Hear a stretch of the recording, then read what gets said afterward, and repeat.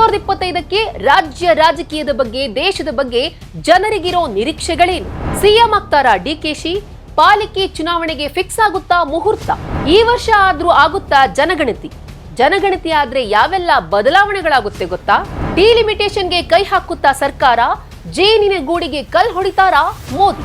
ವಕ್ಫ್ ತಿದ್ದುಪಡಿ ಮಸೂದೆಗೆ ಬೀಳುತ್ತಾ ಅಂತಿಮ ಮುದ್ರೆ? 2025ರಲ್ಲಿ ಟ್ರುಡೋಗೆ ಗೇಟ್ ಪಾಸ್ ಕೊಡ್ತಾರಾ ಕೆನಡಾ ಜನ? H1B ವೀಸಾಗೆ ಗ್ರೀನ್ ಸಿಗ್ನಲ್ ಕೊಡ್ತಾರಾ ಡೊನಾಲ್ಡ್ ಟ್ರಂಪ್? ನಮಸ್ಕಾರ ವೀಕ್ಷಕರೇ, 2024 ವರ್ಷ ಮುಗಿಯೋದಕ್ಕೆ ಕೇವಲ ಒಂದೇ ದಿನ ಬಾಕಿ ಇದೆ. ನಾವು 2025ರ ಹೊಸ್ತಿಲಲ್ಲಿದ್ದೀವಿ. ಹೊಸ ವರ್ಷವನ್ನ ಬರ್ಮಾಡ್ಕೊಳ್ಳೋದಕ್ಕೆ ಇಡೀ ದೇಶದ ಜನ ತುದಿಗಾಲ್ನಲ್ಲಿ ನಿಂತು ಕಾಯ್ತಿದ್ದಾರೆ. ಹೊಸ ವರ್ಷ ಅಂತ ಅಂದಮೇಲೆ ನಮ್ಮೆಲ್ರಿಗೂ ಕೂಡ ಒಂದು ರೀತಿಯಲ್ಲಿ ಹೊಸ ಆಶಯ ಇರುತ್ತೆ, ಹೊಸ ನಿರೀಕ್ಷೆಗಳಿರುತ್ತೆ.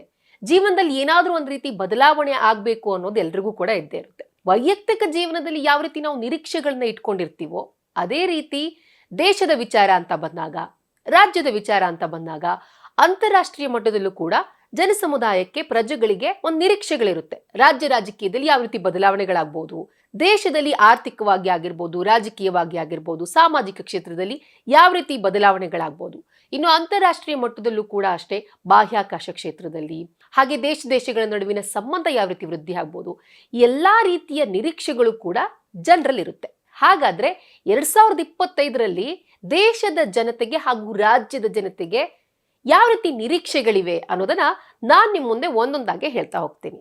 ಇನ್ನು ಮೊದಲನೇದಾಗಿ ನಾವು ರಾಜ್ಯ ರಾಜಕೀಯವನ್ನ ನೋಡ್ತಾ ಹೋಗೋಣ.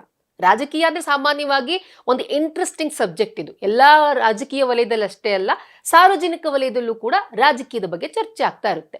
ಈ ಬಾರಿಯ 2025ರಲ್ಲಿ ಬಹು ನಿರೀಕ್ಷಿತ ವಿಚಾರ ಏನಪ್ಪಾ ಅಂತ ಹೇಳಿದ್ರೆ, ಸಿಎಂ ಕುರ್ಚಿಗಾಗಿ ಒಳ ಒಪ್ಪಂದ, ಡಿಕೆಶಿಗೆ ಸಿಗುತ್ತಾ ಸಿಎಂ ಸ್ಥಾನ. 2024ರಲ್ಲಿ ಬಹು ಚರ್ಚೆಯಾದಂತಹ ವಿಚಾರಗಳಲ್ಲಿ ಇದು ಕೂಡ ಒಂದು. ಕಾಂಗ್ರೆಸ್ನಲ್ಲಿ ಆಗಾಗ ಬಣ ಬಡಿದಾಟ ನಡೀತಾನೆ ಇರುತ್ತೆ, ಹಾಗೂ ಸಿಎಂ ಕುರ್ಚಿಗೂ ಕೂಡ ನಾನ್ ಮುಂದಿನ ಸಿಎಂ, ನಾನ್ ನೆಕ್ಸ್ಟ್ ಸಿಎಂ ಅನ್ನೋ ಚರ್ಚೆ ಕೂಡ ಜೋರಾಗಿ ನಡೆದಿತ್ತು. ಈ ಸಮಯದಲ್ಲಿ ಸಿಎಂ ಡಿಕೆ ಶಿವಕುಮಾರ್ ಅವರು ಒಂದು ಮಾತನ್ನ ಹೇಳಿದ್ರು. ಸಿಎಂ ಸ್ಥಾನಕ್ಕಾಗಿ ನಮ್ಮ ಪಕ್ಷದಲ್ಲಿ ಒಳ ಒಪ್ಪಂದ ಆಗಿದೆ, ನಾನು ಆ ದಿನಕ್ಕೋಸ್ಕರ ಕಾಯ್ತಾ ಇದ್ದೀನಿ ಅಂತ ಸ್ವತಃ ಡಿಕೆ ಶಿವಕುಮಾರ್ ಅವರೇ ಹೇಳಿದ್ರು. ಇನ್ನುಳಿದ 2.5 ವರ್ಷ ಡಿಕೆ ಶಿವಕುಮಾರ್ ಅವರು ಸಿಎಂ ಆಗ್ತಾರೆ ಅನ್ನೋ ಚರ್ಚೆ ರಾಜಕೀಯ ವಲಯದಲ್ಲಿ ನಡೀತಾ ಇದೆ. ಸೊ ಆ ಪ್ರಕಾರ ಹೋಗೋದಾದ್ರೆ ಈಗಾಗ್ಲೇನೆ 2 ವರ್ಷ ಆಗಿದೆ ಸಿದ್ದರಾಮಯ್ಯ ಅವರು ಅಧಿಕಾರಕ್ಕೆ ಬಂದು. 2.5 ವರ್ಷ ಅಂದ್ರೆ ಈ ಒಂದು ವರ್ಷದ ಅರ್ಧದ ನಂತರ ಡಿಕೆ ಶಿವಕುಮಾರ್ ಅವರಿಗೆ ಏನಾದ್ರೂ ಅಧಿಕಾರವನ್ನ ಹಸ್ತಾಂತರ ಮಾಡ್ತಾರಾ ಅನ್ನೋ ನಿರೀಕ್ಷೆ ಗರಿಗೆದರಿದೆ. ಇನ್ನು ಎರಡನೇದಾಗಿ, ಮೇಕೆದಾಟು ಕುಡಿಯುವ ನೀರಿನ ಯೋಜನೆ ಜಾರಿಯಾಗುತ್ತಾ? ಕಾಂಗ್ರೆಸ್ ಯಾವಾಗ ವಿರೋಧ ಪಕ್ಷದಲ್ಲಿತ್ತು 2022ರಲ್ಲಿ ಬೃಹತ್ ಪಾದಯಾತ್ರೆಯನ್ನ ಮಾಡಿದ್ರು. ಮೇಕೆದಾಟು ಪಾದಯಾತ್ರೆ ಸಂಗಮದಿಂದ ಬೆಂಗಳೂರಿನವರೆಗೆ ಕಾಂಗ್ರೆಸ್ ನಾಯಕರು ದೊಡ್ಡ ಮಟ್ಟದಲ್ಲಿ ಪಾದಯಾತ್ರೆಯನ್ನ ಮಾಡಿ ಬಿಜೆಪಿ ವಿರುದ್ಧ ರಣಕಹಳೆಯನ್ನ ಮೊಳಗಿಸಿದ್ರು. ಅವ್ರೇನ್ ಹೇಳಿದ್ರು ಅಂತ ಹೇಳಿದ್ರೆ, ನಾವು ಅಧಿಕಾರಕ್ಕೆ ಬಂದ ನಂತರ ಮೇಕೆದಾಟು ಕುಡಿಯುವ ನೀರಿನ ಯೋಜನೆಯನ್ನ ಜಾರಿಗೆ ತರ್ತೀವಿ ಅಂತ. ನೋಡ್ಬೇಕು ಈ ಬಾರಿ ಆದ್ರೂ ಕೂಡ 2025ರಲ್ಲಿ ಮೇಕೆದಾಟು ಕುಡಿಯುವ ನೀರಿನ ಯೋಜನೆಗೆ ಕಾಂಗ್ರೆಸ್ ಸರ್ಕಾರ ಮುಂದಾಗುತ್ತಾ ಅಂತ. ಇನ್ನು ಮುಂದೆ ನೋಡೋದಾದ್ರೆ, ತಾಲೂಕ್ ಪಂಚಾಯತ್ ಹಾಗೂ ಬಿಬಿಎಂಪಿ ಚುನಾವಣೆಗೆ ಕೂಡಿ ಬರುತ್ತಾ ಮುಹೂರ್ತ? ಬಿಬಿಎಂಪಿ ಹಾಗೂ ತಾಲೂಕ್ ಪಂಚಾಯತ್ಗೆ ಇನ್ನೂ ಕೂಡ ಸದ್ಯದಲ್ಲಿ ಚುನಾವಣೆ ನಡೆದಿಲ್ಲ. ಬಿಬಿಎಂಪಿಗೆ 2015ರಲ್ಲಿ ಚುನಾವಣೆ ನಡೆದಿತ್ತು, ಅದನ್ನಂತ ಯಾವುದೇ ರೀತಿಯಲ್ಲಿ ಎಲೆಕ್ಷನ್ ನಡೆದಿಲ್ಲ. ಸೊ ಹೀಗಾಗಿ ಈ ಎರಡೂ ಕಡೆ ಕೂಡ ನೆನೆಗುದಿಗೆಗೆ ಬಿದ್ದಿದೆ. ಬಿಬಿಎಂಪಿ ಹಾಗೂ ತಾಲೂಕ್ ಪಂಚಾಯತ್ ಚುನಾವಣೆಗೆ ಈ ವರ್ಷ ಆದ್ರೂ 2025ರಲ್ಲಿ ಚುನಾವಣೆ ನಡೆಯುತ್ತಾ? ನಡೆದ್ರೆ ಅಭಿವೃದ್ಧಿ ಕಾಮಗಾರಿ ಯೋಜನೆಗಳಿಗೂ ಕೂಡ ಚಾಲನೆ ಸಿಗುತ್ತೆ. ಹೀಗಾಗಿ ಜನರಿಗೆ ನಿರೀಕ್ಷೆ ಇದೆ, ಈ ಬಾರಿ ಆದ್ರೂ ಕೂಡ ಇವೆರಡೂ ಕಡೆ ಎಲೆಕ್ಷನ್ ನಡೆಯುತ್ತಾ ಅಂತ. ಸೊ ಇದಿಷ್ಟು ರಾಜ್ಯ ರಾಜಕೀಯದ ವಿಚಾರ ಆಯ್ತು. ಇನ್ನು ದೇಶದ ವಿಚಾರಕ್ಕೆ ಬರೋದಾದ್ರೆ, ಬಹು ನಿರೀಕ್ಷಿತ, ವೆರಿ ಎಕ್ಸ್ಪೆಕ್ಟೆಡ್ ಅಂತ ಹೇಳಿದ್ರೆ ಜನಗಣತಿ, ಸೆನ್ಸಸ್. ಈ ಬಾರಿ ಆದ್ರೂ ಜನಗಣತಿ ಆಗುತ್ತಾ? ಪ್ರತಿ 10 ವರ್ಷಕ್ಕೊಮ್ಮೆ ದೇಶದ ಜನಗಣತಿ ಆಗುತ್ತೆ. ಆ ರೀತಿ ನೋಡೋದಾದ್ರೆ 2021ರಲ್ಲಿ ಆಗ್ಬೇಕಾಗಿತ್ತು. ಆದ್ರೆ ಕೊರೋನಾ ಕಾರಣದಿಂದಾಗಿ ಜನಗಣತಿಯನ್ನ ಮುಂದೂಡ್ಲಾಯ್ತು. 2025ರಲ್ಲಾದ್ರೂ ಕೂಡ ಜನಗಣತಿ ಆಗುತ್ತಾ ಅಂತ ಹೇಳಿ ಇಡೀ ದೇಶವೇ ನಿರೀಕ್ಷೆಯಿಂದ ಕಾಯ್ತಾ ಇದೆ. ಸೊ ಜನಗಣತಿ ಆದ್ರೆ ಯಾವೆಲ್ಲ ರೀತಿಯ ಬದಲಾವಣೆಗಳಾಗುತ್ತೆ ಅನ್ನೋದನ್ನ ನೋಡ್ತಾ ಹೋಗೋದಾದ್ರೆ, ಸೊ ಮೊದಲನೇದಾಗಿ ಲೋಕಸಭಾ ಕ್ಷೇತ್ರಗಳ ಮರು ವಿಂಗಡಣೆ ಆಗುತ್ತೆ. ಡಿಲಿಮಿಟೇಷನ್ ಆಗೋದ್ರಿಂದ ಹಲವಾರು ರೀತಿಯ ಬದಲಾವಣೆಗಳಾಗುತ್ತೆ. ಅಂದ್ರೆ ಕ್ಷೇತ್ರಗಳ ಗಡಿ ನಿರ್ಧಾರ ಆಗುತ್ತೆ, ಎಲ್ಲಿಂದ ಎಲ್ಲಿ ಅಂತ ಅನ್ಕೊಂಡು. ಹಾಗೆ ಲೋಕಸಭಾ ಕ್ಷೇತ್ರಗಳ ಸಂಖ್ಯೆಯಲ್ಲಿ ಕೂಡ ಹೆಚ್ಚಾಗ್ತಾ ಹೋಗುತ್ತೆ. ಇವಾಗ ಯುಪಿಯಲ್ಲಿ 80 ಲೋಕಸಭಾ ಕ್ಷೇತ್ರಗಳಿವೆ. ಲೋಕಸಭಾ ಕ್ಷೇತ್ರಗಳ ಮರು ವಿಂಗಡಣೆ ಆದ್ರೆ ಅಲ್ಲಿ ಲೋಕಸಭಾ ಕ್ಷೇತ್ರಗಳ ಸಂಖ್ಯೆ ಹೆಚ್ಚಾಗುತ್ತೆ. ಇನ್ನು ಕರ್ನಾಟಕದಲ್ಲಿ 28 ಲೋಕಸಭಾ ಕ್ಷೇತ್ರಗಳಿವೆ. ಡಿಲಿಮಿಟೇಷನ್ ಆದ್ಮೇಲೆ ಅದೊಂದು 5 ರಿಂದ 6 ಕ್ಷೇತ್ರಗಳ ಸಂಖ್ಯೆ ಹೆಚ್ಚಾಗುವಂತಹ ಸಾಧ್ಯತೆ ಇದೆ. ಇನ್ನು ಡಿಲಿಮಿಟೇಷನ್ ಮಾಡೋದಿದೆಯಲ್ಲ, ಅದು ತುಂಬಾ ಈಸಿ ಆದಂತ ಕೆಲಸ ಅಲ್ವೇ ಅಲ್ಲ. ಜೇನುಗೂಡಿಗೆ ಕಲ್ಲು ಹೊಡೆದಾಗೆ, ಅದೊಂದು ರೀತಿ ಕೆಂಡ ಇದ್ದ ಹಾಗೆ. ಯಾಕಂತ ಹೇಳಿದ್ರೆ ಯುಪಿ ಬಿಹಾರ್ ಈ ಒಂದು ಸ್ಟೇಟ್ಸ್ ಗಳಲ್ಲಿ ಜನಸಂಖ್ಯೆ ಜಾಸ್ತಿ ಇದೆ. ಸೊ ಯುಪಿ ಬಿಹಾರ್ನಲ್ಲಿ ಲೋಕಸಭಾ ಕ್ಷೇತ್ರಗಳ ಸಂಖ್ಯೆ ಹೆಚ್ಚಾದಾಗೆ ಸೌತ್ ಇಂಡಿಯಾದಲ್ಲಿ ಲೋಕಸಭಾ ಕ್ಷೇತ್ರಗಳ ಸಂಖ್ಯೆ ಹೆಚ್ಚಾಗಲ್ಲ. ಸಂಖ್ಯೆ ಹೆಚ್ಚಾಗುತ್ತೆ, ಬಟ್ ಪಾಲೇನಿದೆಯಲ್ಲ, compare to North India states ಗಳಿಗೆ ಕಂಪೇರ್ ಮಾಡಿದ್ರೆ ಸೌತ್ ಇಂಡಿಯಾದ ಸೀಟ್ ಶೇರ್ಗಳು ಕಡಿಮೆ ಆಗುತ್ತೆ. ಹೀಗಾಗಿ ಇದೊಂದು ರೀತಿಯಲ್ಲಿ ವಿವಾದಕ್ಕೆ ಎಡೆ ಮಾಡಿಕೊಡುತ್ತೆ. ಇದೇ ಕಾರಣಕ್ಕಾಗಿ ಈ ಹಿಂದಿದಂತಹ ಪ್ರಧಾನಮಂತ್ರಿಗಳು ಕೂಡ ಅಷ್ಟೇ ಲೋಕಸಭಾ ಕ್ಷೇತ್ರಗಳ ಮರು ವಿಂಗಡಣೆ ಮಾಡೋದಕ್ಕೆ ಕೈ ಹಾಕಿರಲಿಲ್ಲ. ಓವರ್ ಆಲ್ ದೇಶದ 542 ಲೋಕಸಭಾ ಕ್ಷೇತ್ರಗಳ ಪೈಕಿ ಸೌತ್ ಇಂಡಿಯಾದ ಪಾಲು ಎಷ್ಟು ಅಂತ ನೋಡೋದಾದ್ರೆ ಜಸ್ಟ್ 129 ಅಷ್ಟೇ. ಅಂದ್ರೆ ಅರ್ಧಕ್ಕಿಂತಲೂ ಕಡಿಮೆ ಪಾಲು ಸೌತ್ ಇಂಡಿಯಾ ಹೊಂದಿದೆ. ಸೊ ಹೀಗಾಗಿ ಈ ಲೋಕಸಭಾ ಕ್ಷೇತ್ರಗಳ ಪುನರ್ವಿಂಗಡಣೆ ಮಾಡೋದಿದೆಯಲ್ಲ, ಅದು ಹೇಳಿಕೊಂಡಷ್ಟು ಸುಲಭ ಅಂತೂ ಅಲ್ವೇ ಅಲ್ಲ. ಇನ್ನು ಎರಡನೇದಾಗಿ ಮಹಿಳಾ ಮೀಸಲಾತಿ. ಈಗಾಗಲೇ 2023ರಲ್ಲಿ ಕೇಂದ್ರ ಸರ್ಕಾರ ವಿಮೆನ್ ರಿಸರ್ವೇಶನ್ ಬಿಲ್ ಅನ್ನ ಜಾರಿಗೆ ತಂದಿದೆ. ಅದರ ಪ್ರಕಾರ ವಿಧಾನಸಭಾ ಹಾಗೂ ಲೋಕಸಭಾ ಚುನಾವಣೆಗಳಲ್ಲಿ 33% ಮಹಿಳೆಯರಿಗೆ ಮೀಸಲನ್ನ ಕೊಡಬೇಕು ಅಂತ ಹೇಳಿ.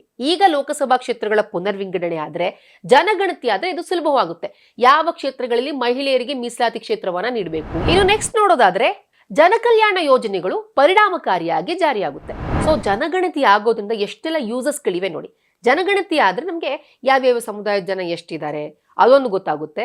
ಸೊ ಈ ಮೂಲಕ ಜನಗಣತಿ ಮಾಡೋದ್ರಿಂದ ಜನಕಲ್ಯಾಣ ಯೋಜನೆಗಳು ಪರಿಣಾಮಕಾರಿಯಾಗಿ ಜನರಿಗೆ ಹೋಗಿ ತಲುಪುತ್ತೆ. ಇನ್ನು ನಾಲ್ಕನೇದಾಗಿ ಜಾತಿ ಗಣತಿ. ಈ ಬಾರಿ ಜನಗಣತಿಯಲ್ಲಿ ಜಾತಿ ಗಣತಿ ಮಾಡುತ್ತಾ ಸರ್ಕಾರ ಅನ್ನೋ ನಿರೀಕ್ಷೆಗಳು ಗರಿಗೆದರಿವೆ. ಸಾರ್ವಜನಿಕ ವಲಯದಲ್ಲೂ ಕೂಡ ಇದ್ರ ಬಗ್ಗೆ ಚರ್ಚೆಗಳು ನಡೀತಾ ಇವೆ. ಈಗ ಜಾತಿ ಗಣತಿ ಮಾಡೋದಿದೆಯಲ್ಲ, ಅದು ಸುಲಭವಾದ ಕೆಲಸ ಅಲ್ವೇ ಅಲ್ಲ. ಬಟ್ ವಿಪಕ್ಷಗಳು ಸೇರಿದಂತೆ ಮೈತ್ರಿ ಪಕ್ಷಗಳು ಕೂಡ ಸರ್ಕಾರಕ್ಕೆ ಒತ್ತಡವನ್ನ ಹೇರ್ತಾ ಇವೆ, ಜಾತಿ ಗಣತಿ ಆಗ್ಬೇಕು ಅಂತ ಹೇಳಿ. ಸೊ ಹೀಗಾಗಿ ನೋಡ್ಬೇಕು ಕೇಂದ್ರ ಸರ್ಕಾರ ಜಾತಿ ಗಣತಿಯನ್ನ ಮಾಡುತ್ತಾ ಇಲ್ವಾ ಅಂತ ಹೇಳಿ. ಇನ್ನು ನೆಕ್ಸ್ಟ್ ನೋಡೋದಾದ್ರೆ ದೆಹಲಿ ಹಾಗೂ ಬಿಹಾರದ ವಿಧಾನಸಭಾ ಎಲೆಕ್ಷನ್. ಸೊ ಈ ವರ್ಷ ಪ್ರಾರಂಭದಲ್ಲೇನೆ ಅಂದ್ರೆ ಫೆಬ್ರವರಿಯಲ್ಲಿ ದೆಹಲಿಯಲ್ಲಿ ವಿಧಾನಸಭಾ ಎಲೆಕ್ಷನ್ ನಡೆಯಲಿದೆ, ಹಾಗೂ ಬಿಹಾರದಲ್ಲೂ ಕೂಡ ಈ ವರ್ಷದಲ್ಲಿ ಎಲೆಕ್ಷನ್ ನಡೆಯಲಿದೆ. ಇದು ತುಂಬಾ ಎಕ್ಸ್ಪೆಕ್ಟೆಡ್ ಥಿಂಗ್ಸ್. ಇದು ಕೇವಲ ಈ ಒಂದು ವಿಧಾನಸಭಾ ಚುನಾವಣೆ ಇದೆಯಲ್ಲ, ಕೇವಲ ಅರವಿಂದ್ ಕೇಜ್ರಿವಾಲ್ ಮತ್ತು ನಿತೀಶ್ ಕುಮಾರ್ಗೆ ಮಾತ್ರ ಇಂಪಾರ್ಟೆಂಟ್ ಅಲ್ಲ, ಇಂಡಿಯಾ ಮೈತ್ರಿಕೂಟಕ್ಕೂ ಇಂಪಾರ್ಟೆಂಟ್, NDA ಮೈತ್ರಿಕೂಟಕ್ಕೂ ಇಂಪಾರ್ಟೆಂಟ್. ದೆಹಲಿಯಲ್ಲಿ ಹೆಂಗಾಗಿದೆ ಅಂತ ಹೇಳಿದ್ರೆ, ಈ ಇಂಡಿಯಾ ಮೈತ್ರಿಕೂಟದಲ್ಲಿರುವಂತಹ ಕಾಂಗ್ರೆಸ್ ಮತ್ತು ಆ ಪಕ್ಷಗಳ ನಡುವೆನೆ ಇವಾಗ ಎರಡೂ ಪಕ್ಷಗಳ ನಡುವಿನ ಸಂಬಂಧ ಅಕ್ಷರಶಃ ಹಳಸ್ ಹೋಗ್ಬಿಟ್ಟಿದೆ. ಹೀಗಾಗಿ ಆಪ್ ಏನ್ ಹೇಳಿದೆ ಅಂತ ಹೇಳಿದ್ರೆ, ಇಂಡಿಯಾ ಮೈತ್ರಿಕೂಟದಿಂದಾನೇ ಕಾಂಗ್ರೆಸ್ಗೆ ಗೇಟ್ ಪಾಸ್ ಕೊಡ್ಬೇಕು ಅಂತ ಹೇಳಿ ಉಳಿದ ಪಕ್ಷಗಳಿಗೆ ಡೆಡ್ ಲೈನ್ ಕೂಡ ಕೊಟ್ಟಿದೆ. ಅಷ್ಟು ಪ್ರೆಷರ್ ಆಗ್ತಾ ಇದೆ. ಇನ್ನೊಂದು ಕಡೆ ಬಿಹಾರದಲ್ಲೂ ಕೂಡ ಪರಿಸ್ಥಿತಿ ವ್ಯತಿರಿಕ್ತವಾಗಿಲ್ಲ, ಇದೇ ರೀತಿ ಇದೆ. ಅಲ್ಲೂ ಕೂಡ RJDಯ ತೇಜಸ್ವಿ ಯಾದವ್ ಅವರು ಕಾಂಗ್ರೆಸ್ ವಿರುದ್ಧ ಅಂತರವನ್ನ ಕಾಯ್ದುಕೊಳ್ತಾ ಇದ್ದಾರೆ. ಇದು ಇಂಡಿಯಾ ಮೈತ್ರಿಕೂಟದ ವಿಚಾರ ಆದ್ರೆ, ಇನ್ನು ನಿತೀಶ್ ಕುಮಾರ್ ವಿಚಾರಕ್ಕೆ ಬರೋಣ. ಅವರು ಕಳೆದ ಬಾರಿ NDA ಮೈತ್ರಿಕೂಟದಲ್ಲೇ ಸ್ಪರ್ಧೆ ಮಾಡಿದ್ರು, ನಂತರ ಉಲ್ಟಾ ಹೊಡೆದಿದ್ದು ನಿಮ್ಗೆ ಗೊತ್ತಿದೆ. ಈ ಬಾರಿ ಕೂಡ ಬಿಜೆಪಿ ಹಾಗೂ JDU ಮೈತ್ರಿಕೂಟದಲ್ಲೇನೆ ಅವರು ಚುನಾವಣೆಗೆ ಸ್ಪರ್ಧೆ ಮಾಡಬೇಕು ಅಂತ ಇದ್ದಾರೆ. ಆದ್ರೆ ನಿತೀಶ್ ಕುಮಾರ್, ಹೂ ನೋಸ್, ನಿತೀಶ್ ಕುಮಾರ್ ಬಗ್ಗೆ ಎಲ್ರಿಗೂ ಗೊತ್ತೆ, ಪಲ್ಟು ಸಿಂಗ್ ಅಂತಾನೆ ಅವರು ಫೇಮಸ್. ಇನ್ನು ಎಲೆಕ್ಷನ್ ಹತ್ರ ಬರ್ತಾ ಬರ್ತಾ ಅವ್ರ ಮೈಂಡ್ ಸೆಟ್ ಯಾವ ರೀತಿ ಚೇಂಜ್ ಆಗುತ್ತೆ ಅಂತ ಗೊತ್ತಿಲ್ಲ. ಸೊ ಒಟ್ಟಾರೆಯಾಗಿ ಬಿಹಾರದಲ್ಲಿ ಅಥವಾ ದೆಹಲಿಯಲ್ಲಿ ಮೈತ್ರಿ ಅನ್ನೋದು ಗೋಜಲ ಆಗಿದೆ. ಇನ್ನು ಮುಂದುವರೆದು ನೋಡೋದಾದ್ರೆ ಮಹಾಕುಂಭ ಮೇಳ.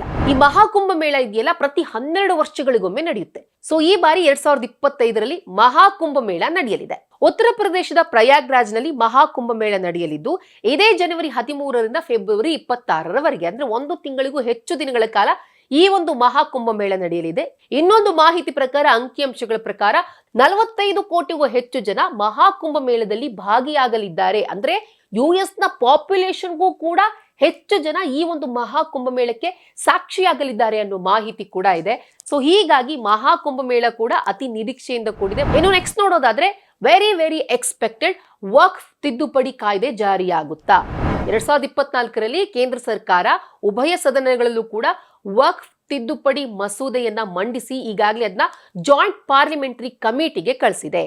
ಸೊ ಹೀಗಾಗಿ ವಕ್ಫ್ ಬೋರ್ಡ್ಗೆ ಲಂಗುಲಗಂ ಹಾಕೋದಕ್ಕೆ, ಮೂಗ್ದಾರವನ್ನ ಹಾಕೋದಕ್ಕಾಗಿ ಕೇಂದ್ರ ಸರ್ಕಾರ ವಕ್ಫ್ ತಿದ್ದುಪಡಿ ಕಾಯ್ದೆಯನ್ನ ತರೋದಕ್ಕೆ ಮುಂದಾಗಿದೆ. ಹೀಗಾಗಿ ಜನರಲ್ಲೂ ಕೂಡ ಭಾರತೀಯರಲ್ಲಿ ನಿರೀಕ್ಷೆ ಇದೆ, ಈ ಬಾರಿ ವಕ್ಫ್ ತಿದ್ದುಪಡಿ ಕಾಯ್ದೆ ಜಾರಿಗೆ ಬರುತ್ತಾ ಅಂತ ಹೇಳಿ. ಇನ್ನು ನೆಕ್ಸ್ಟ್ ನೋಡೋದಾದ್ರೆ ಯೂನಿಫಾರ್ಮ್ ಸಿವಿಲ್ ಕೋಡ್, ಅಂದ್ರೆ ಸಮಾನ ನಾಗರಿಕ ಸಂಹಿತೆ. ಬಿಜೆಪಿ ಅಧಿಕಾರಕ್ಕೆ ಬರುವಾಗಲೆಲ್ಲ ತನ್ನ ಪ್ರಣಾಳಿಕೆಯಲ್ಲಿ ಈ ಒಂದು ವಿಚಾರವನ್ನ ಹೇಳ್ತಾನೆ ಇತ್ತು, ದೇಶದಲ್ಲಿ ಯೂನಿಫಾರ್ಮ್ ಸಿವಿಲ್ ಕೋಡ್ ನ ಜಾರಿಗೆ ತರ್ತೀವಿ ಅಂತ ಹೇಳ್ಕೊಂಡು. ಸೊ ಈ ಬಾರಿ ಆದ್ರೂ 2025ರಲ್ಲಾದ್ರೂ ಕೂಡ ಯೂನಿಫಾರ್ಮ್ ಸಿವಿಲ್ ಕೋಡ್ ಜಾರಿ ಆಗುತ್ತಾ ಅನ್ನೋದು ನೋಡ್ಬೇಕು. ಇದು ಕೇವಲ ಕೇಂದ್ರ ಸರ್ಕಾರದ ಆಶಯ ಮಾತ್ರ ಅಲ್ಲ, ಸಂವಿಧಾನದಲ್ಲಿ ಅಂಬೇಡ್ಕರ್ ಅವರು ಕೂಡ ಹೇಳಿದ್ದಾರೆ, ದೇಶದಲ್ಲಿ ಎಲ್ಲಾ ರೀತಿಯಲ್ಲೂ ಈಕ್ವಲ್ ಆಗಿರ್ಬೇಕು ಅಂತ ಹೇಳಿದ್ರೆ ಏಕರೂಪ ನಾಗರಿಕ ಸಂಹಿತೆ ಜಾರಿ ಬರಬೇಕು ಅಂತ ಹೇಳಿ. ಇನ್ನೊಂದ್ ಕಡೆ ಸುಪ್ರೀಂ ಕೋರ್ಟ್ ಕೂಡ ಇದಕ್ಕೆ ಅಸ್ತು ಅಂತ ಹೇಳಿದೆ, ಏಕರೂಪ ನಾಗರಿಕ ಸಂಹಿತೆ ಬರಬಹುದು ಅಂತ ಹೇಳ್ಕೊಂಡು. ಈ ಒಂದು ನಿಟ್ಟಿನಲ್ಲಿ ನೋಡೋದಾದ್ರೆ ಯೂನಿಫಾರ್ಮ್ ಸಿವಿಲ್ ಕೋಡ್ ಜಾರಿ ಆಗುತ್ತಾ ಅನ್ನೋ ಒಂದು ನಿರೀಕ್ಷೆಗಳಿವೆ. ಆದ್ರೆ ಕಾಂಗ್ರೆಸ್ ತಂದೆಲ್ಲಿ ಇಡ್ಲಿ ಅಂತ ಹೇಳ್ಕೊಂಡು ಎಲ್ಲಿ ಮುಸ್ಲಿಮರ ವಿರೋಧವನ್ನ ಕಟ್ಕೊಳ್ಬೇಕಾಗುತ್ತೆ, ಮುಸ್ಲಿಮರ ತುಷ್ಟೀಕರಣ ನಡೆಸುವಂತ ಕಾಂಗ್ರೆಸ್ ಮಾತ್ರ ಯೂನಿಫಾರ್ಮ್ ಸಿವಿಲ್ ಕೋಡ್ ನ ವಿರೋಧ ಮಾಡ್ತಾ ಬರ್ತಾ ಇದೆ. ಇನ್ನು ನೆಕ್ಸ್ಟ್ ನೋಡೋದಾದ್ರೆ ಖೋ ವಿಶ್ವಕಪ್. ಖೋ ನಮ್ಮ ಭಾರತ ಮೂಲದ ಕ್ರೀಡೆ. ಇದೇ ವರ್ಷ ಜನವರಿ ತಿಂಗಳಿನಲ್ಲಿ ಭಾರತ ಖೋ ವಿಶ್ವಕಪ್ ಅನ್ನ ಆಯೋಜಿಸೋದಕ್ಕೆ ಎಲ್ಲಾ ರೀತಿಯಲ್ಲೂ ಕೂಡ ಸಿದ್ಧತೆಯನ್ನ ನಡೆಸ್ಕೊಳ್ತಾ ಇದೆ. ನಮ್ಮ ಲೋಕಲ್ ಕ್ರೀಡೆಯನ್ನ ಗ್ಲೋಬಲ್ ಮಟ್ಟದಲ್ಲೂ ಕೂಡ ಅದನ್ನ ಕೊಂಡೊಯ್ಯಬೇಕು ಅಂತ ಹೇಳಿ ಭಾರತ ಸರ್ವ ರೀತಿಯಲ್ಲೂ ಸಜ್ಜಾಗಿದೆ. ಇನ್ನು ಅಂತಾರಾಷ್ಟ್ರೀಯ ಮಟ್ಟದಲ್ಲಿ ಬರೋದಾದ್ರೆ ಜನರಿಗೆ ಏನ್ ನಿರೀಕ್ಷೆಗಳಿವೆ ಅಂತ ನೋಡೋದಾದ್ರೆ, ಟ್ರೂಡೋಗೆ ಗುಡ್ ಬೈ. ಜಸ್ಟಿನ್ ಟ್ರೂಡೋ ಯಾವಾಗ 2015ರಲ್ಲಿ ಕೆನಡಾದ ಪ್ರಧಾನಿಯಾಗಿ ಅಧಿಕಾರವನ್ನ ಸ್ವೀಕರಿಸಿದ್ರೋ ಅವರನ್ನ ಕೆನಡಾದ ರಾಜಕೀಯದ ಯಂಗ್ ಫೇಸ್ ಅಂತಾನೆ ಬಣ್ಣಿಸಲಾಗಿತ್ತು. ಅಲ್ಲಿನ ಜನರಿಗೆ ತುಂಬಾನೇ ನಿರೀಕ್ಷೆಗಳಿತ್ತು. ಆದ್ರೆ ಇವೆಲ್ಲ ಉಲ್ಟಾ ಹೊಡಿತು. ಅವರ ಅಧಿಕಾರ ಸ್ವೀಕರಿಸಿದ ಕೆಲವೇ ವರ್ಷಗಳಲ್ಲಿ ವಸತಿ ಬಿಕ್ಕಟ್ಟು, ಹಣದುಬ್ಬರ, ವಲಸಿಗರ ಒಳಹರಿವು ಹೆಚ್ಚಾಯಿತು. ಹೀಗಾಗಿ ಟ್ರೂಡೋ ರಾಜೀನಾಮೆಗೆ ಹೆಚ್ಚು ಒತ್ತಾಯ ಕೇಳಿ ಬರ್ತಾ ಇದೆ. ಇನ್ನು ಖಲಿಸ್ತಾನಿ ಉಗ್ರ ನಿಜ್ಜರ್ ಕೊಲೆ ಆದ್ಮೇಲಂತೂ ಈ ಒಂದು ಕೊಲೆ ಹಿಂದೆ ಭಾರತದ ಕೈವಾಡ ಇದೆ ಅಂತ ಹೇಳಿ ಟ್ರೂಡೋ ನೇರವಾಗಿ ಆರೋಪ ಮಾಡಿದ್ರು. ಹೀಗೆ ಈ ಒಂದು ಆರೋಪದ ಸಂದರ್ಭದಲ್ಲೇನೆ ಭಾರತ ಹಾಗೂ ಕೆನಡಾ ಇಬ್ರು ಕೂಡ ಎರಡೂ ಕಡೆನೂ ಕೂಡ ರಾಯಭಾರಿಗಳನ್ನ ಉಚ್ಚಾಟನೆ ಮಾಡಿದ್ರು. ಇದರ ನಂತರ ಭಾರತ ಮತ್ತು ಕೆನಡಾದ ಸಂಬಂಧ ಹಳಸೋಯ್ತು. ಸೊ ಈಗ ಇದು ಒಂದು ಕಡೆ ಆದ್ರೆ, ಇನ್ನೊಂದು ಕಡೆ 2025ರಲ್ಲಿ ಕೆನಡಾದಲ್ಲಿ ಪ್ರಧಾನಿ ಚುನಾವಣೆ ಕೂಡ ನಡೆಯಲಿದೆ. ಈ ಒಂದು ಚುನಾವಣೆಯಲ್ಲಿ ಟ್ರೂಡೋ ಸರ್ಕಾರ ಬೀಳುವ ಸಾಧ್ಯತೆ ಹೆಚ್ಚಿದೆ ಅಂತ ಹೇಳಲಾಗ್ತಾ ಇದೆ. ಇನ್ನು ನೆಕ್ಸ್ಟ್ ನೋಡೋದಾದ್ರೆ H1B ವೀಸಾ ಯೂ ಟರ್ನ್ ಹೊಡೆದ ಟ್ರಂಪ್. ಅಮೆರಿಕ ಅಧ್ಯಕ್ಷ ಚುನಾವಣೆಯ ಪ್ರಚಾರದ ಟೈಮ್ನಲ್ಲಿ ಟ್ರಂಪ್ ಒಂದು ಘೋಷಣೆಯನ್ನ ಮಾಡಿದ್ರು, ನಾನು H1B ವೀಸಾವನ್ನ ಕ್ಯಾನ್ಸಲ್ ಮಾಡ್ತೀನಿ ಅಂತ ಅನ್ಕೊಂಡು. ಆದ್ರೆ ಕಳೆದ ಕೆಲ ದಿನಗಳ ಹಿಂದೆ ಟ್ರಂಪ್ ಆಪ್ತ ಹಾಗೂ ಟೆಸ್ಲಾದ ಮುಖ್ಯಸ್ಥ ಎಲಾನ್ ಮಸ್ಕ್ H1B ವೀಸಾವನ್ನ ಹಾಡ್ ಹೋಗ್ಲಿದ್ದಾರೆ. H1B ವೀಸಾ ಇರಬೇಕು ಅಂತ ಹೇಳಿ ಅದ್ರ ಬಗ್ಗೆ ತಮ್ಮ ಒಲವನ್ನ ವ್ಯಕ್ತಪಡಿಸಿದ್ರು. ಇಲ್ಲಿವರೆಗೂ H1B ವೀಸಾವನ್ನ ಕ್ಯಾನ್ಸಲ್ ಮಾಡ್ತೀನಿ ಅಂತಿದ್ದಂತಹ ಡೊನಾಲ್ಡ್ ಟ್ರಂಪ್ ಅದರ ಬಗ್ಗೆ ಒಲವನ್ನ ವ್ಯಕ್ತಪಡಿಸಿದ್ದಾರೆ, ಯೂ ಟರ್ನ್ ಹೊಡೆದಿದ್ದಾರೆ. ನಾನು ಕೂಡ H1B ವೀಸಾಗೆ ಅನುಮತಿ ನೀಡೋ ನಿಟ್ಟಿನಲ್ಲಿ ಚಿಂತನೆ ಮಾಡ್ತೀನಿ ಅಂತ. ಈ ನಿಟ್ಟಿನಲ್ಲಿ ಡೊನಾಲ್ಡ್ ಟ್ರಂಪ್ ಯಾವ ರೀತಿ ನಿರ್ಧಾರವನ್ನ ಕೈಗೊಳ್ತಾರೆ ಅನ್ನೋದನ್ನ ಕಾದ್ ನೋಡ್ಬೇಕು. ಇನ್ನು ನೆಕ್ಸ್ಟ್ ಮಗ ಅಂದ್ರೆ ಮೇಕ್ ಅಮೆರಿಕಾ ಗ್ರೇಟ್ ಅಗೇನ್. ಅಮೆರಿಕದ ನಿಯೋಜಿತ ಅಧ್ಯಕ್ಷ ಟ್ರಂಪ್ ಅವರು ಚುನಾವಣೆಯ ಪ್ರಚಾರದ ಸಂದರ್ಭದಲ್ಲಿ ಅಮೆರಿಕಾವೇ ನನ್ನ ಮೊದಲ ಆದ್ಯತೆ ಅಂತ ಹೇಳಿದ್ರು. ಆ ಒಂದು ನಿಟ್ಟಿನಲ್ಲಿ ಈಗ ಟ್ಯಾರಿಫ್ ಅನ್ನ ಹೆಚ್ಚು ಮಾಡ್ತೀನಿ ಅಂತ ಹೇಳಿದ್ದಾರೆ. ಅಂದ್ರೆ ಅಮೆರಿಕದ ಮಾರ್ಕೆಟ್ಗೆ ಭಾರತ ಸೇರಿದಂತೆ ಯಾವುದೇ ದೇಶದ ಪ್ರಾಡಕ್ಟ್ ಗಳು ಹೋದ್ರೂ ಕೂಡ ಅವರಿಗೆ ಟ್ಯಾರಿಫ್ ಅನ್ನ ಹೆಚ್ಚು ಮಾಡ್ತೀನಿ ಅಂತ. ಈಗಾಗಲೇ ಅವರು ಕೆನಡಾಕ್ಕೆ 25% to 30% ಟ್ಯಾರಿಫ್ ಹೆಚ್ಚು ಮಾಡ್ತೀನಿ ಅಂತ ಆಲ್ರೆಡಿ ಹೇಳಿದ್ದಾರೆ. ಒಂದ್ ವೇಳೆ ಇದೇ ರೀತಿ ಟ್ಯಾರಿಫ್ ಹೆಚ್ಚು ಮಾಡಿದ್ರು ಅಂತ ಅಂದ್ರೆ ಭಾರತದ ಪ್ರಾಡಕ್ಟ್ ಗಳಿಗೆ ಅಮೆರಿಕದ ಮಾರ್ಕೆಟ್ ನಲ್ಲಿ ಹೆಚ್ಚು ಬೆಲೆ ಆಗುತ್ತೆ. ಹೆಚ್ಚು ಬೆಲೆ ಆಯ್ತು ಅಂತ ಹೇಳಿದ್ರೆ ಆಬ್ವಿಯಸ್ಲಿ ಡಿಮ್ಯಾಂಡ್ ಕಡಿಮೆ ಆಗುತ್ತೆ. ಡಿಮ್ಯಾಂಡ್ ಕಡಿಮೆ ಆಯ್ತು ಅಂತ ಹೇಳಿದ್ರೆ ಇಂಟರ್ಲಿಂಕ್ ಸಿಸ್ಟಮ್ ಇವೆಲ್ಲ ಮ್ಯಾನುಫ್ಯಾಕ್ಚರಿಂಗ್ ಸೈಕಲ್ ಮೇಲೆ ಎಫೆಕ್ಟ್ ಬೀಳುತ್ತೆ. ಸೊ ಹೀಗಾಗಿ ಇದು ಒಂದಲ್ಲ ಒಂದು ನಿಟ್ಟಿನಲ್ಲಿ ಭಾರತದ ಆರ್ಥಿಕತೆಗೂ ಕೂಡ ಸ್ವಲ್ಪ ಮಟ್ಟಿಗಿನ ಪೆಟ್ಟು ಬೀಳುವಂತಹ ಸಾಧ್ಯತೆ ಇದೆ. ಹೀಗಾಗಿ ಮೇಕ್ ಅಮೆರಿಕಾ ಗ್ರೇಟ್ ಅಗೇನ್ ಅನ್ನೋ ಕಾನ್ಸೆಪ್ಟ್ ನಲ್ಲಿ ಟ್ರಂಪ್ ಅಧಿಕಾರಕ್ಕೆ ಬಂದ ಮೇಲೆ ಟ್ಯಾರಿಫ್ ಅನ್ನು ಹೆಚ್ಚು ಮಾಡ್ತಾರೋ ಇಲ್ವೋ ಅನ್ನೋದ್ರ ಮೇಲೂ ಕೂಡ ಎಲ್ಲರ ನಿರೀಕ್ಷೆ ಗರಿಗೆದರಿದೆ. ನೋಡಿದ್ರಲ್ಲ ವೀಕ್ಷಕರೇ, 2025ಕ್ಕೆ ರಾಜ್ಯದ ರಾಜಕೀಯದಿಂದ ಹಿಡಿದು ದೇಶ ಹಾಗೂ ಅಂತಾರಾಷ್ಟ್ರೀಯ ಮಟ್ಟದಲ್ಲಿ ಯಾವೆಲ್ಲ ರೀತಿಯ ಪ್ರಮುಖ ಇನ್ಸಿಡೆಂಟ್ಗಳು ಜರುಗಲಿವೆ, ಇದರ ಬಗ್ಗೆ ಜನರಿಗೆ ಯಾವ ರೀತಿ ನಿರೀಕ್ಷೆಗಳಿವೆ, ಸೊ ಇದು ಫಲಿಸುತ್ತಾ ಇಲ್ವಾ ಅನ್ನೋದನ್ನ ನಾವೆಲ್ಲರೂ ಕೂಡ ಕಾದ್ ನೋಡ್ಬೇಕಾಗುತ್ತೆ. ಈ ವಿಡಿಯೋ ನಿಮ್ಗೆ ಇಷ್ಟ ಆದಲ್ಲಿ ಲೈಕ್ ಮಾಡಿ, ಶೇರ್ ಮಾಡಿ, ಕಮೆಂಟ್ ಮಾಡಿ. ಹಾಗೆ ನೀವಿನ್ನು ನಮ್ಮ ಹೊಸದಿಗಂತ ಡಿಜಿಟಲ್ ಚಾನೆಲ್ನ ಸಬ್ಸ್ಕ್ರೈಬ್ ಆಗಿಲ್ಲ ಅಂದ್ರೆ ಈ ಕೂಡಲೇ ಸಬ್ಸ್ಕ್ರೈಬ್ ಆಗಿ.